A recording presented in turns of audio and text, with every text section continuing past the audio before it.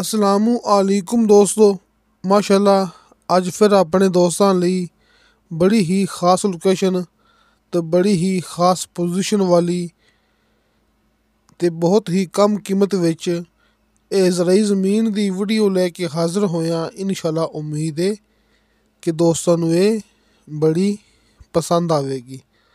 ਦੋਸਤੋ ਮਾਸ਼ਾਅੱਲਾ ਅੱਛੀ ਤੇ ਖਾਲਸ ਮਿੱਟੀ ਵਾਲੀ ਇਹ ਜ਼ਮੀਨ ਮੇਰੇ ਦੋਸਤਾਂ ਦੇ ਸਾਹਮਣੇ ਬਿਜਲੀ ਮੌਕੇ 'ਤੇ ਮੌਜੂਦ ਹੈ। ਆਬਾਦੀ ਦੇ ਬਿਲਕੁਲ ਨਾਲ ਆਪਣੀ ਇਹ ਜ਼ਮੀਨ ਹੈ।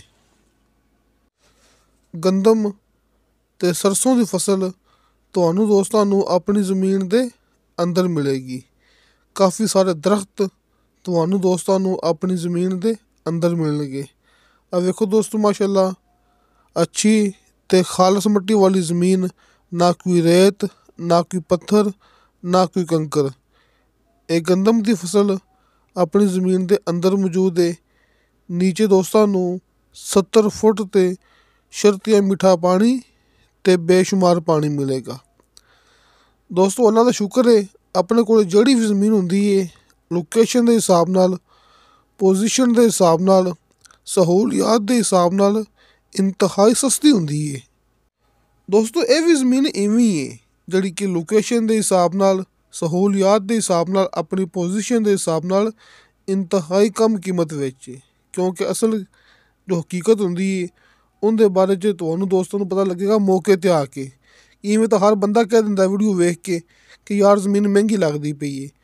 ਜਦੋਂ ਤੁਸੀਂ ਦੋਸਤ ਮੌਕੇ 'ਤੇ ਆਓਗੇ ਨਾ ਅਤੇ ਆਸ-ਪਾਸ ਦਾ ਮਾਹੌਲ ਵੇਖੋਗੇ, ਇਹ ਜ਼ਮੀਨ ਦੀ ਲੋਕੇਸ਼ਨ ਤੁਹਾਡੇ ਸਾਹਮਣੇ ਆਵੇਗੀ ਅਤੇ ਆਸ-ਪਾਸ ਮਾਲੂਮਾਤ ਹਾਸਲ ਕਰੋਗੇ ਕਿ ਇੱਥੇ ਜ਼ਮੀਨ ਦੀ ਕੀਮਤ ਕੀ ਚੱਲਦੀ ਪਈ ਹੈ, ਅਤੇ ਫਿਰ ਤੁਹਾਨੂੰ ਦੋਸਤਾਂ ਨੂੰ ਆਟੋਮੈਟਿਕਲੀ ਇਹ ਜ਼ਮੀਨ ਸਸਤੀ ਲੱਗੇਗੀ।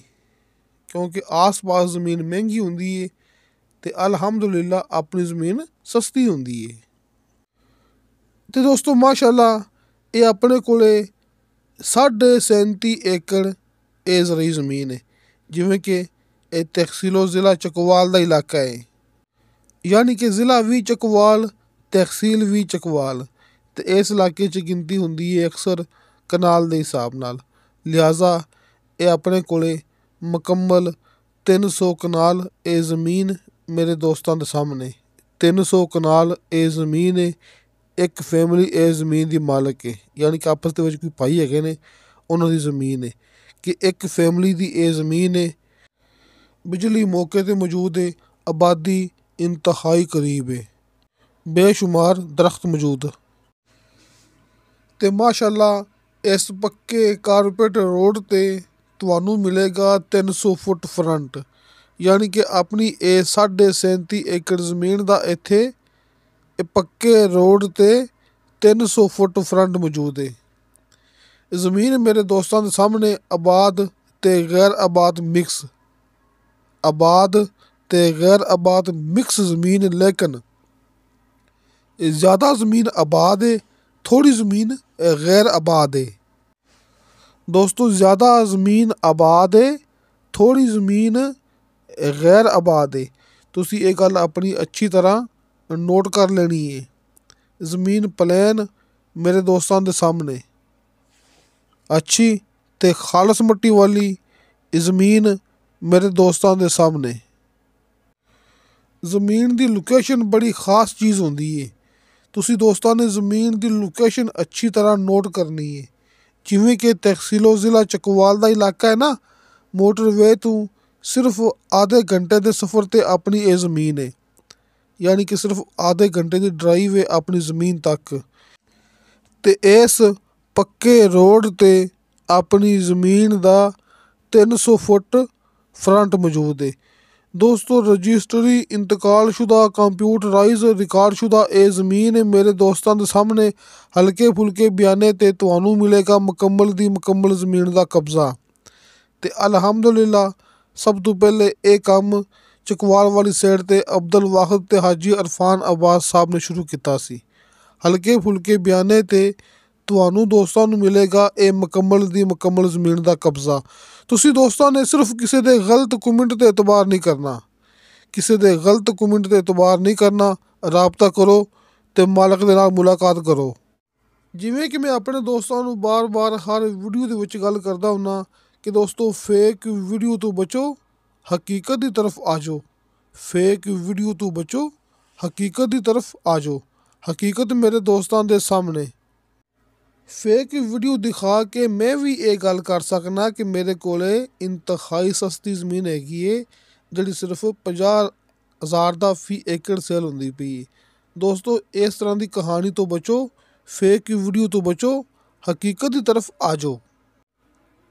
ਆਪਣੇ ਨਾਲ ਰਾਬਤਾ ਕਰਨਾ ਸਭ ਤੋਂ ਆਸਾਨ। ਹਾਜੀ ਅਰਫਾਨ ਅਬਾਸ ਸਾਹਿਬ ਦੇ ਦੋਵੇਂ ਨੰਬਰ ਸਾਹਮਣੇ ਸਕਰੀਨ 'ਤੇ ਲੱਗੇ ਹੁੰਦੇ ਨੇ, ਕਾਲ ਐਂਡ ਵਟਸਐਪ ਨੰਬਰ। ਜਿਵੇਂ ਤੁਹਾਨੂੰ ਦੋਸਤਾਂ ਨੂੰ ਆਸਾਨੀ ਲੱਗੇ ਤੁਸੀਂ ਉਵੇਂ ਰਾਬਤਾ ਕਰਨਾ ਜੇ। ਅਤੇ ਹਰ ਵੀਡੀਓ ਦੇ ਨੀਚੇ ਡਿਸਕ੍ਰਿਪਸ਼ਨ ਦੇ ਵਿੱਚ ਮੇਰਾ ਜ਼ਾਤੀ ਵਟਸਐਪ ਨੰਬਰ ਲੱਗਿਆ ਹੁੰਦਾ ਹੈ। ਤੁਸੀਂ ਮੇਰੇ ਨੰਬਰ 'ਤੇ ਵਾਇਸ ਮੈਸੇਜ ਕਰੋਗੇ, ਚੈਟ ਕਰੋਗੇ, ਤੁਹਾਨੂੰ ਫੌਰਨ ਉਹਦੀ ਰਿਪਲਾਈ ਮਿਲੇਗੀ। ਇਹ ਹੁੰਦਾ ਇੱਕ ਨੰਬਰ ਕੰਮ ਦਾ ਪੱਕਾ ਸਬੂਤ। ਅਤੇ ਦੋਸਤੋ, ਇਹ ਜ਼ਮੀਨ ਤੁਹਾਡੇ ਸਾਹਮਣੇ ਜ਼ਿਆਦਾ ਆਬਾਦ, ਥੋੜ੍ਹੀ ਗੈਰ ਆਬਾਦ ਗੰਦਮ ਦੀ ਫਸਲ ਦੋਸਤਾਂ ਨੂੰ ਬਾਰ-ਬਾਰ ਦਿਖਾ ਰਹੇ ਹਾਂ। ਉਹ ਬਿਲਕੁਲ ਸਾਹਮਣੇ ਆਬਾਦੀ ਮੌਜੂਦ ਹੈ, ਆਬਾਦੀ ਇੰਤਹਾਈ ਕਰੀਬ ਹੈ ਅਤੇ ਬਿਜਲੀ ਮੌਕੇ 'ਤੇ ਮੌਜੂਦ ਹੈ। ਨੀਚੇ 70 ਫੁੱਟ 'ਤੇ ਸ਼ਰਤੇ ਮਿੱਠਾ ਪਾਣੀ ਅਤੇ ਬੇਸ਼ੁਮਾਰ ਪਾਣੀ ਮੌਜੂਦ ਹੈ। ਅਤੇ ਦੋਸਤੋ, ਇਹ ਜ਼ਮੀਨ ਦੀ ਡਿਮਾਂਡ ਕੀਤੀ ਹੈ ਮਾਲਕ ਨੇ ਫੀ ਏਕੜ ਦੇ ਹਿਸਾਬ ਨਾਲ 20 ਲੱਖ ਰੁਪਇਆ। 20 लाख रुपया फ़ी एकड़, 37.5 एकड़ ये ज़मीन, यानी कि 300 कनाल ये ज़मीन और 2,50,000 रुपया फ़ी कनाल इस ज़मीन की डिमांड। इसी तरह 20 लाख रुपया फ़ी एकड़ इस ज़मीन की डिमांड। पख्तून भाइयों के लिए थोड़ी उर्दू में बात। ਤੇ ਐਂਡ ਦੇ ਵਿੱਚ ਮੈਂ ਦੋਸਤਾਂ ਨੂੰ ਇੱਕ ਖਾਸ ਗੱਲ ਕਰ ਦੇਵਾਂ, ਜਿਹੜੀ ਮੈਂ ਅਕਸਰ ਆਪਣੀ ਵੀਡੀਓ ਦੇ ਵਿੱਚ ਗੱਲ ਕਰਦਾ ਹੁੰਦਾ।